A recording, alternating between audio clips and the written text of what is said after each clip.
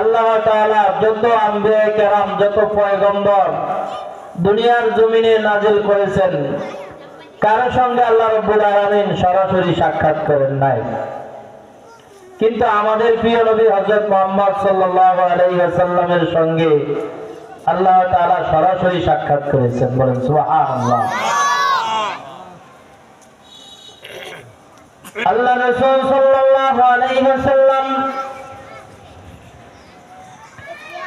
মক্কা থেকে যখন তায়েফের জমিনে মামার দেশে কালিমার বাণী পৌঁছানোর জন্য যায়, সেখানে আল্লাহ রাসূল সাল্লাল্লাহু আলাইহি ওয়াসাল্লামের তায়েফবাসীরা আল্লাহ রাসূল সাল্লাল্লাহু আলাইহি ওয়াসাল্লামকে মারতে মারতে, আঘাত করতে করতে রক্তাক্ত করে ফেলে। আল্লাহ রাব্বুল আলামিন ফেরেশতাদেরকে জানায় দেয়, ও আমার ফেরেশতারা, আমার বন্ধু মুহাম্মদের কাছে যাও, যায় তাকে জিজ্ঞাসা করো যে তাহার কোনো কিছুর প্রয়োজন আছে কিনা। আমার বন্ধু মুহাম্মদ যদি সে তায়েফবাসীদেরকে আমি তায়েফের পাহাড় দ্বারা যদি মিশাইয়া দিতে বলে, আমি আল্লাহ তাকে তায়েফবাসীদেরকে তায়েফের পাহাড় দ্বারা এরকম ভাবে ধূলিসাৎ করে দিব। জান জান আমার বন্ধুকে জিজ্ঞাসা করেন তায়েফবাসীদেরকে আমি কোনো আযাব গজব দিব নাকি। জিবরাইল আলাইহিস সালাম আমার নবী, আপনার নবী সাল্লাল্লাহু আলাইহি ওয়াসাল্লামের কাছে আসছেন। আয়েশা জিজ্ঞাসা করলো, ইয়া রাসূলুল্লাহ, ইয়া হাবিবাল্লাহ, ও আল্লাহর রাসূল, আপনার যে শরীরে আল্লাহ মশা মাছি বসা পর্যন্ত হারাম করে দিয়েছে, সেই শরীরটাকে তায়েফের মানুষগুলা পাথর মারতে মারতে আপনাকে রক্তাক্ত করে ফেলেছে। আপনি আল্লাহ তাআলাকে বলেন আল্লাহ রাব্বুল আলামিন যেন তায়েফবাসীকে এই পাহাড় দ্বারা একেবারে ধূলিসাৎ করিয়া দেয়। আমার আপনার নবী, দয়া নবী, মায়ার নবী জিবরাইল আলাইহিস সালামকে বলে দেন, ও বন্ধু জিবরাইল, আমার আল্লাহ যদি আমার এই তায়েফবাসীদেরকে যদি ধূলিসাৎ করে দেয়, নিঃশেষ করে দেয়, তাহলে আমার সেই আল্লাহর বাণীটা কারা আমার থেকে গ্রহণ করবে? আল্লাহ রাসূল সাল্লাল্লাহু আলাইহি ওয়াসাল্লামের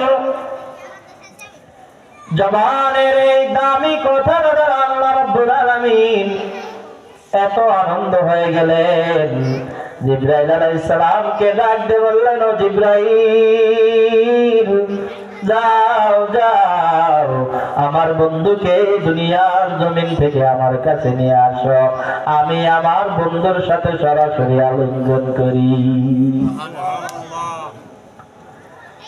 তাফসীরে জালালাইনের ভিতরে আসছে, আল্লাহ রাসূল সাল্লাল্লাহু আলাইহি ওয়াসাল্লাম একদিন তার চাচাতো বোন উম্মে হানির ঘরে শুয়ে শায়িত অবস্থায়, নিদ্রা অবস্থায় হযরত জিবরাইল আলাইহিস সালাতু ওয়াস সালাম আমার আপনার নবী হযরত মুহাম্মদ মুস্তাফা সাল্লাল্লাহু আলাইহি ওয়াসাল্লামকে ঘুম থেকে জাগ্রত করলেন। জাগ্রত করার পরে হাতিমে কাবা নামক জায়গায় নিয়ে আল্লাহ রাসূল সাল্লাল্লাহু আলাইহি ওয়াসাল্লামের সিনাকে অস্ত্রোপচার করে, বুক বিদীর্ণ করে আল্লাহ রাসূল সাল্লাল্লাহু আলাইহি ওয়াসাল্লামের কলবটাকে বের করে নিলেন। কলবটাকে বের করে নিয়ে একটি স্বর্ণের পাত্রতে রাখলেন।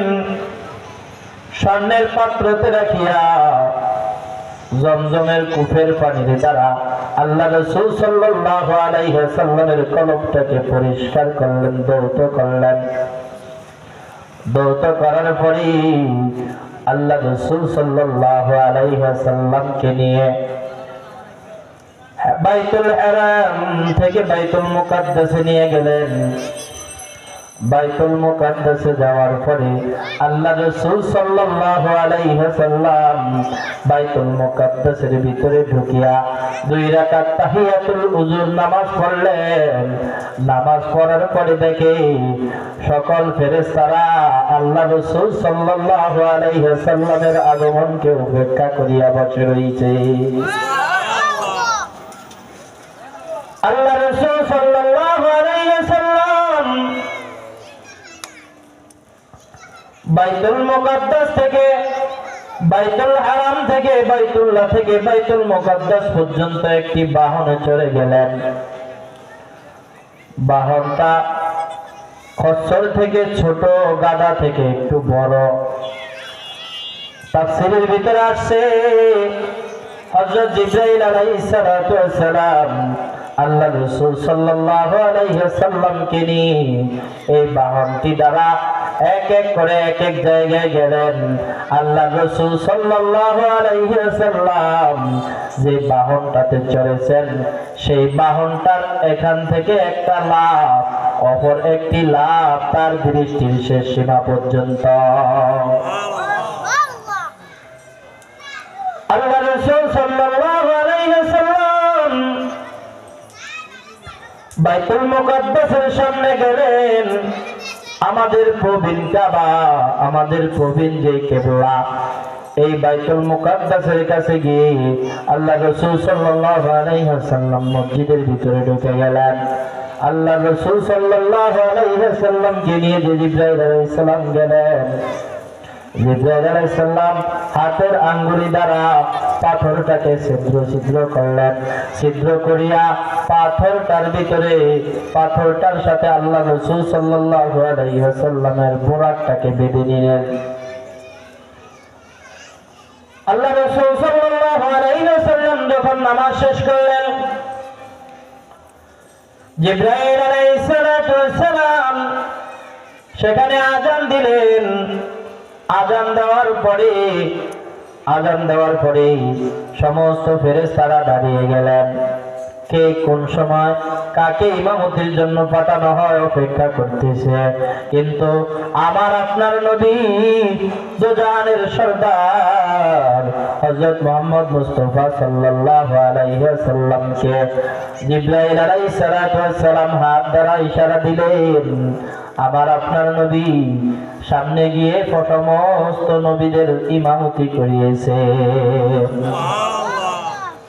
ইমামতি করার পরে এবার জিবরাইল আলাইহিস সালাম 3টি পাত্র আল্লাহ রাসূল সাল্লাল্লাহু আলাইহি ওয়াসাল্লামের সামনে আনলেন। একটা পাত্রের ভিতরে ছিল দুধ, আর একটা পাত্রের ভিতরে ছিল মদ, আর একটা পাত্রের ভিতরে ছিল পানি। আল্লাহ রাসূল সাল্লাল্লাহু আলাইহি ওয়াসাল্লামের যখন 3টি পাত্র আল্লাহ রাসূলের সামনে আনছেন, আল্লাহ রাসূল সাল্লাল্লাহু আলাইহি ওয়াসাল্লাম দুধের পাত্রটা গ্রহণ করলেন। সেখান থেকে একটু দুধ পান করলেন। দুধ পান করার পরে আর অন্যান্য তাফসীরের ভিতরে আসছে একটু মধু মুখে নিলেন।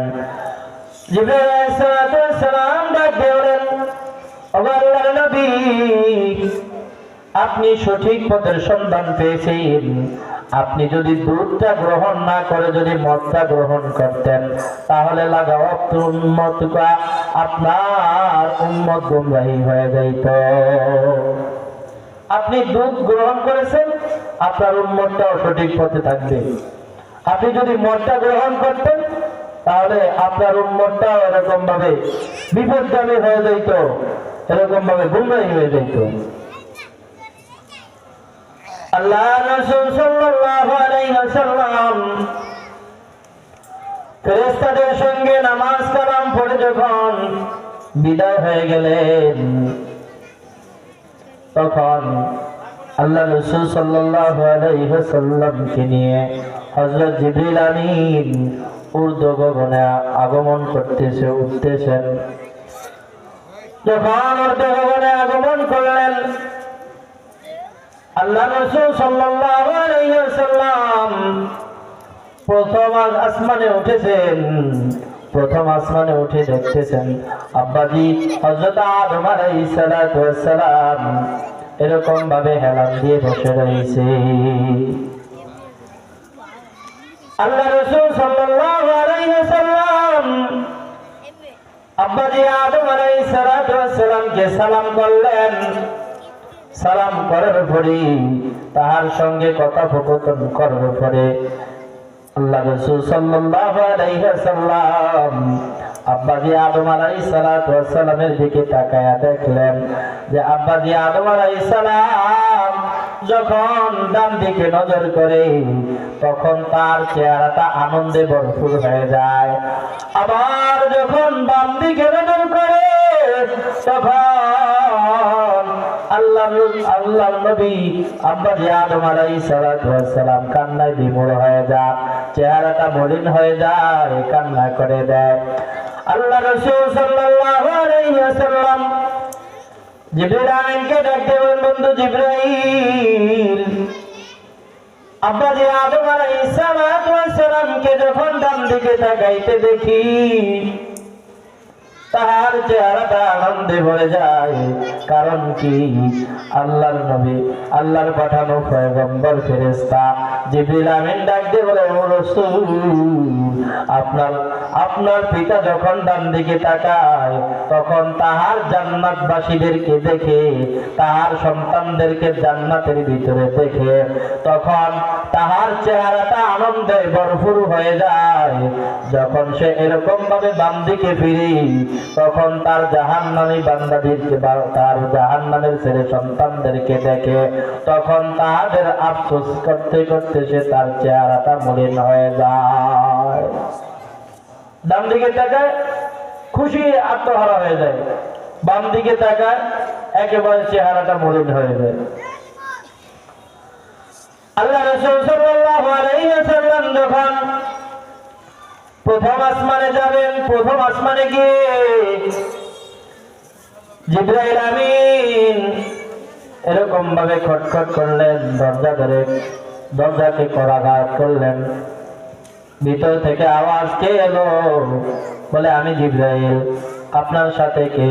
বলে আমার সাথে মুহাম্মদ সাল্লাল্লাহু আলাইহি ওয়াসাল্লাম। তাকে আনার জন্য কি আপনাকে পাঠানো হয়েছে কিনা? বলে হ্যাঁ, ঢোকেন। তখন আল্লাহ রাসূল সাল্লাল্লাহু আলাইহি ওয়াসাল্লাম প্রথম আসমানে ঢুকেছেন। আব্বাজান আদম আলাইহিস সালাতু ওয়াস সালামের সাথে কথোপকথন করার পরে আমার আপনার নবী আবার প্রথম আসমান থেকে দ্বিতীয় আসমানে চলে যান। দ্বিতীয় আসমানে গিয়ে সেখানে দেখেন হযরত ঈসা আলাইহিস সালাতু ওয়াস সালাম এবং হযরত ইয়াহইয়া আলাইহিস সালাতু ওয়াস সালাম তাদের সাথে সাক্ষাৎ করলেন, কথোপকথন করলেন। কথোপকথন করার পরে আল্লাহ রাসূল সাল্লাল্লাহু আলাইহি ওয়াসাল্লাম এক এক করে এরকম ভাবে আল্লাহ রাসূল সাল্লাল্লাহু আলাইহি ওয়াসাল্লাম ষষ্ঠ আসমানে গেলেন। ষষ্ঠ আসমানে গিয়ে দেখলেন হযরত মূসা আলাইহিস সালাতু ওয়াস সালাম বসা। আল্লাহর নবী মূসা আলাইহিস সালাতু ওয়াস সালামের সাথে কথোপকথন করেছেন। কথোপকথন করার পরে এরকম ভাবে তাকে দোয়া করে দিলেন, অভ্যর্থনা জানালেন। অভ্যর্থনা জানানোর পরে আল্লাহর নবী হযরত মুহাম্মদ সাল্লাল্লাহু আলাইহি সাল্লামকে নিয়ে আবার জিবরাইল আমিন সপ্তম আসমানে উঠে যায়। সপ্তম আসমানে উঠে হযরত ইব্রাহিম আলাইহিস সালাতু ওয়াস সালামের সাথে সাক্ষাৎ হয়। ইব্রাহিম আলাইহিস সালাতু ওয়াস সালামের সাথে সাক্ষাৎ। তখন আল্লাহ রাসূল সাল্লাল্লাহু আলাইহি সাল্লাম ইব্রাহিম আলাইহিস সালাতু ওয়াস সালামকে সালাম করলেন। সালাম করার পরে এরকম ভাবে তার সাথে কথোপকথন করছেন। করার পরে আল্লাহ রাসূল সাল্লাল্লাহু আলাইহি সাল্লাম এরকম ভাবে তাহার থেকে বিদায় নিয়ে চলে গেলেন। ঘটনা অনেক বড়, তাফসীরের ভিতরে অনেক বড় ঘটনা আসছে, যে ঘটনা পরিপূর্ণভাবে সুন্দরভাবে বলতে গেলে দেখা যাবে অনেক সময়ের প্রয়োজন। এজন্য সংক্ষিপ্ত আকারে আলোচনা করতেছি। আল্লাহ রাসূল সাল্লাল্লাহু আলাইহি ওয়াসাল্লামকে নিয়ে যখন সপ্তম আকাশে গেলেন, সপ্তম আকাশে যাওয়ার পরে ইব্রাহিম আলাইহিস সালামের সাথে সাক্ষাৎ। ইব্রাহিম আলাইহিস সালাম তাকে দোয়া করলেন, দোয়া করায়া তাকে বিদায় দিয়ে দিলেন। তখন সপ্তম আসমানের একটু উপরে দেখলেন জান্নাতুল মামুর, বাইতুল মামুর। বাইতুল মামুর এমন একটা মসজিদ, আল্লাহ রাসূল সাল্লাল্লাহু আলাইহি সাল্লাম বলেন যে বাইতুল মামুরের ভিতরে প্রত্যেক দৈনিক 70,000 ফেরেশতারা আয়েশা নামাজ পড়ে এবং তারা পৃথিবীর শুরু থেকে যেমন আজ দিন 70,000 ফেরেশতারা নামাজ পড়ে গেছে, কিয়ামতের আগ পর্যন্ত তারা আর এরকম ভাবে চান্স পাবে না নামাজের জন্য। এই 70,000 ফেরেশতারা আজকে নামাজ পড়ে গেছে, তাদের আজকে ডিউটি শেষ। আবার 70,000 আসবে কাল, আবার 70,000 আসবে পরশু, এরকম করে 70,000 করে কিয়ামত পর্যন্ত আসতে থাকবে। এমন মসজিদ, সেই মসজিদটার নাম হলো বাইতুল মামুর।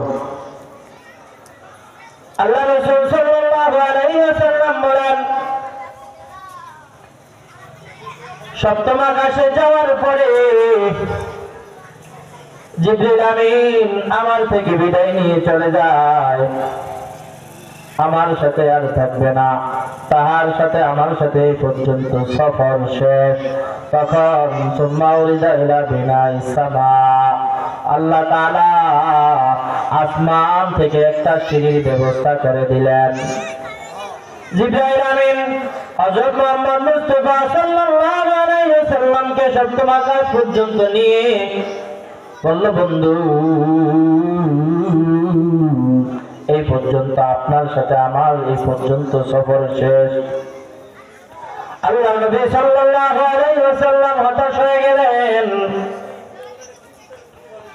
আমি মুসাফির মানুষ, তুমি আমার সফর সঙ্গী, তুমি আমাকে নিয়ে এসেছ, কিন্তু আমাকে এই অবস্থায় এখানে কেন রেখে যাচ্ছ? আমি তো কোনো জায়গা চিনি না। আল্লাহর রাসূল সাল্লাল্লাহু আলাইহি ওয়াসাল্লাম এগুলা বলার পরে জিবরাইল আমিন ডাক দিয়ে বলে, বন্ধু আমার ভিতরে আল্লাহ তাআলা যে ডানাগুলা দিয়েছেন, আমি যদি এই জায়গা থেকে যদি একটু উপরে উঠি, আমার সমস্ত ডানাগুলা পুড়ে ছারখার হয়ে যাবে। अगर एक सारे मोए बरतर फराम फुरगे तजल्ली बसुजद फराम फुरगे तजल्ली बसुजद फराम। আল্লামা শেখ সাদি রহমাতুল্লাহ আলাইহি বলেন জিবরিল আমিন ডাক দিয়ে বলে, বন্ধু মুহাম্মদ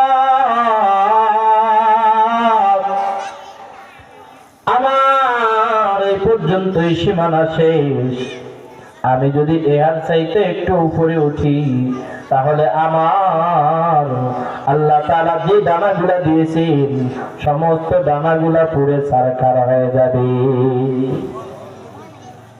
আল্লাহ তাআলার যে তাজাল্লি, আল্লাহ তাআলার তাজাল্লি হযরত মূসা আলাইহিস সালাতু ওয়াস সালাম আল্লাহ তাআলাকে ডাক দিয়ে বলে, রব্বি আরনি, ও আল্লাহ আমি আপনাকে একটু দেখতে চাই। আল্লাহ তাআলা বললেন, না রে মূসা না, তুমি আমাকে দেখতে পারবা না। বলে, আল্লাহ আমাকে একটু দেখা দেন, আমাকে একটু দেখা দেন। আল্লাহ তাআলা বললেন, না তুমি সহ্য করতে পারবা না। মূসা আলাইহিস সালাম বললেন, নাসর বান্দার মতো কান্নাকাটি শুরু করে দিলেন। আল্লাহ তাআলা ডাক দিয়ে বললেন, ও মূসা তুমি পাহাড়ের দিকে তাকাও, আমার কিছু নূর আমি সেই পাহাড়ের উপরে নাযিল করব, আমি ঢালবো আমার কিছু নূর। যদি তুমি নূর দেখে সহ্য করতে পারো তাহলে তুমি আমাকে দেখতে পারবা। আল্লাহ তাআলার কিছু নূর পাহাড়ের উপরে ছাড়লেন। আল্লাহর নবী মূসা আলাইহিস সালাম পাহাড়ের উপরে নজর করার সাথে সাথে বেহুশ হয়ে গেলেন, কিন্তু দেখতে পারে নাই। মূসা আলাইহিস সালাম অনেক চেষ্টা করতে আল্লাহকে দেখার, নাকি? দেখতে পাচ্ছে? কোন নবী দেখে নাই। স্বয়ং জিবরাইল আলাইহিস সালাতু ওয়াস সালাম পর্যন্ত আল্লাহ তাআলাকে দেখতে পান নাই। আমাদের নবী দেখেছেন।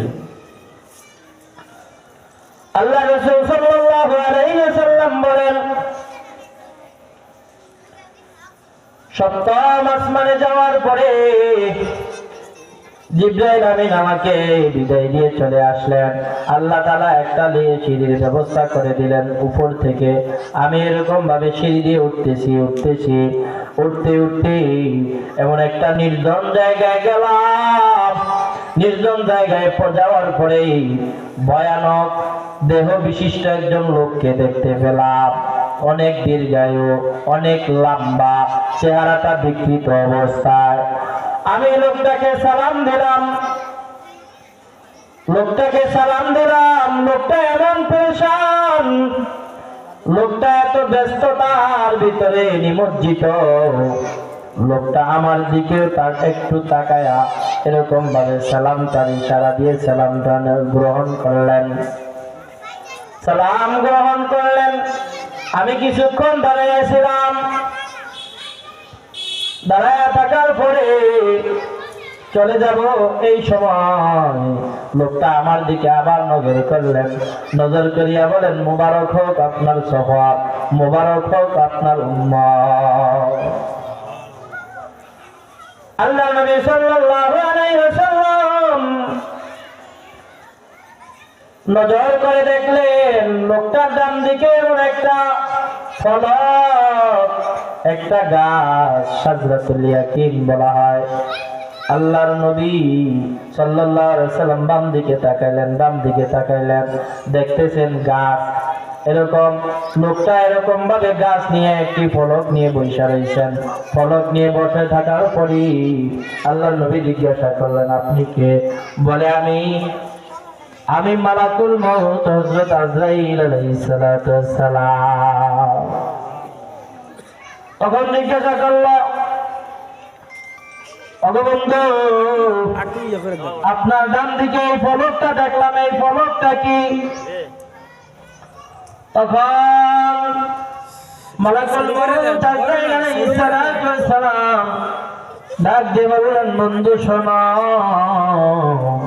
তুমি যে আমার ডান দিকে যে ফলকটা দেখেছ, এই ফলকটা হলো দুনিয়াবাসী। আর যে একটা গাছ দেখেছ, গাছটার যে পাতাগুলা দেখতেছ, এই পাতাগুলার ভিতরে